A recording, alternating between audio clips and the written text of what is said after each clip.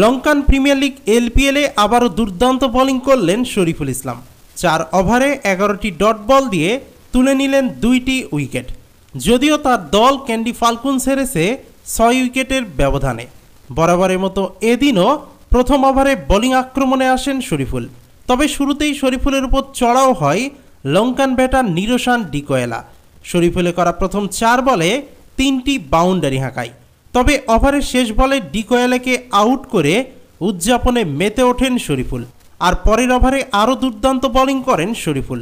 প্রথম 5 বলে মাত্র 1 রান দিলেও শরীফুলে করা শেষ বলে ছক্কা মারে অ্যালেক্স হেলস। আর পাওয়ার প্লেতে বোলিং করা কতটা কঠিন সেটা প্রমাণ করেছে পরের ওভারে অধিনায়ক হাসারাঙ্গা বোলিংয়ে এসে। 1 ওভারেই হাসারাঙ্গা দিয়েছে 27টি রান। এরপর দ্বিতীয় স্পেলে 12তম ওভারে বোলিং আক্রমণে এসে বোল্ড করে দেন লঙ্কান ব্যাটার ভানুকা রাজাপাকসেকে।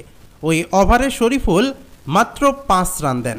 এরপর 17তম ওভারে ব্যক্তিগত কোঠার শেষ ওভার বোলিং করতে এসে একটি বাউন্ডারি সহ 8 রান দেন শরীফুল। সব মিলিয়ে এদিন শরীফুল ইসলাম 4 ওভার বোলিং করে 11টি ডট বল এবং ঠিক 8-এর ইকোনমিতে 32 রান দিয়ে শরীফুল তুলে নেন 2টি উইকেট।